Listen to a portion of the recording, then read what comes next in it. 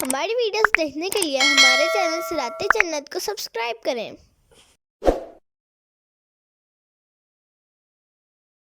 ان الذين يجادلون في آیات اللہ بغیر سلطان اتاہم۔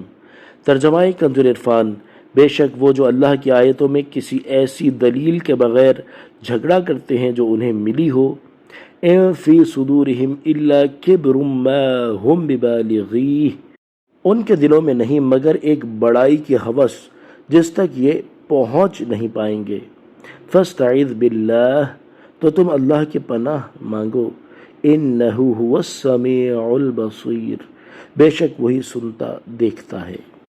تفسیر صراط الجنان۔ اس آیت میں جھگڑا کرنے والوں سے مراد کفار قریش ہیں۔ یہ لوگ تکبر کیا کرتے تھے اور ان کا یہی تکبر ان کی تکذیب اور انکار اور کفر کو اختیار کرنے کا سبب بنا، کیونکہ انہوں نے یہ گوارا نہ کیا کہ کوئی ان سے اونچا ہو، اور یہ فاسد خیال کیا کہ اگر حضور اقدس صلی اللہ تعالی علیہ وآلہ وسلم کو نبی مان لیں گے تو ہماری اپنی بڑائی جاتی رہے گی، ہمیں امتی اور چھوٹا بننا پڑے گا، حالانکہ ہمیں تو بڑا بننے کی ہوس ہے۔ اس لیے انہوں نے سید المرسلین صلی اللہ تعالی علیہ وآلہ وسلم سے دشمنی کی۔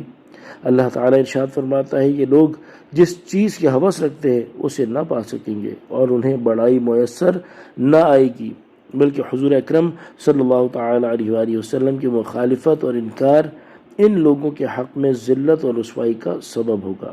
تو اے پیارے حبیب صلی اللہ تعالی علیہ وآلہ وسلم، آپ حاسدوں کے مکر اور ان کی سازشوں سے اللہ تعالیٰ کی پناہ مانگیں، کیونکہ یقیناً وہی ان کے اقوال کو سنتا اور ان کے احوال کو دیکھتا ہے، تو وہی ان کے خلاف آپ کی مدد کرے گا اور ان کے شر سے آپ کو بچائے گا۔ ضد بازی اور جھگڑنے کی عادت آدمی کے حق قبول کرنے کی راہ میں رکاوٹ بن جاتی ہے۔ جن لوگوں کی یہ عادت ہوتی ہے کہ ہر معاملے میں اپنی ہی رائے کو حرف آخر سمجھتے ہیں اور اس کے برخلاف کوئی رائے قبول کرنا گوارا نہیں کرتے اور بہر صورت دوسرے کو نیچا ہی دکھانے کی کوشش کرتے ہیں، وہ حق قبول کرنے سے بہت دور رہتے ہیں۔ صلو علی الحبیب صلی اللہ تعالی علی محمد صلی اللہ تعالی علیہ وآلہ وسلم۔